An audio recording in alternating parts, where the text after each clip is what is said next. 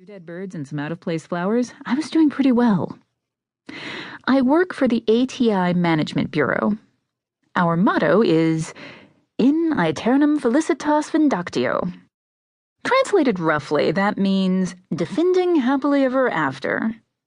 We're not out to guarantee that all the good little fairy tale boys and girls get to ride off in their pumpkin coaches and on their silver steeds.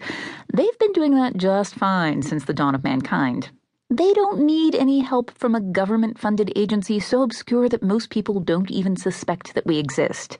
No, our job is harder than that.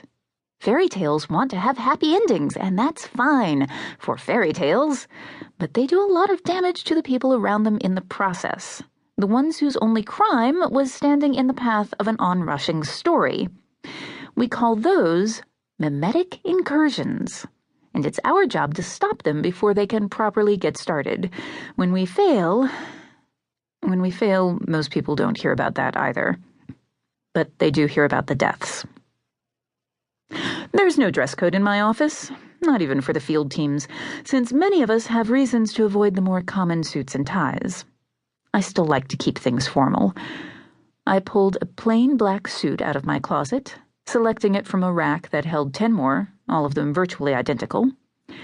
Pairing it with a white button-down shirt and a black tie left me looking like an extra from the set of Men in Black, but that didn't bother me much.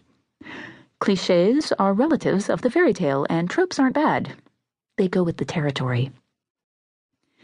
My gun and badge were on the nightstand next to my SPF 200 sunscreen.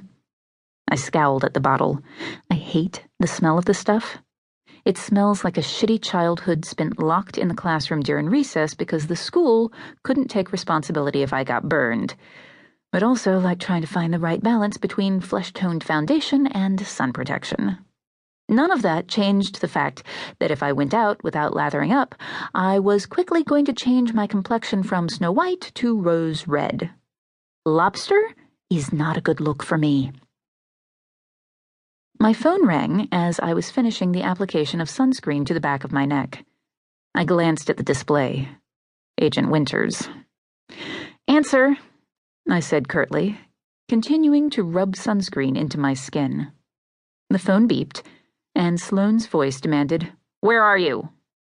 "In my bedroom," I said, reaching for a tissue to wipe the last of the clinging goo from my fingers. "I'm getting ready for work. Where are you?" What?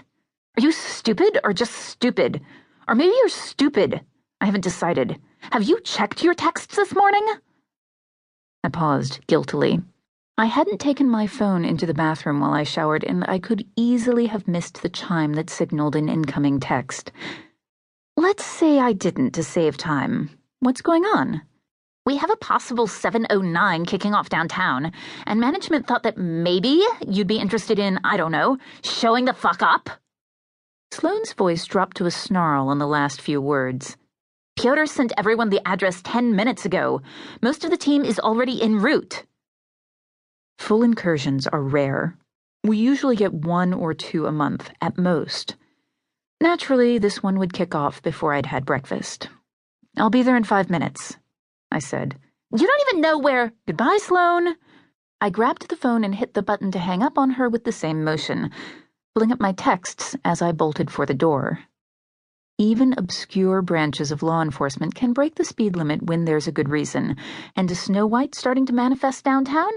Yeah, I'd call that a damn good reason. There are a few things you'll need to know about fairy tales before we can properly get started.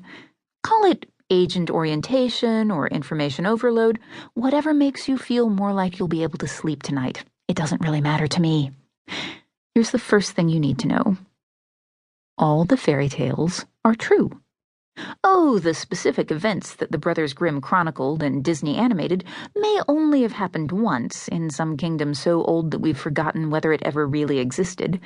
But the essential elements of the stories are true, and those elements are what keep repeating over and over again. We can't stop them, and we can't get rid of them. I'm sure they serve some purpose. Very little happens without a reason. But it's hard to focus on that when you're facing a major beanstalk incident in Detroit or a gingerbread condo development in San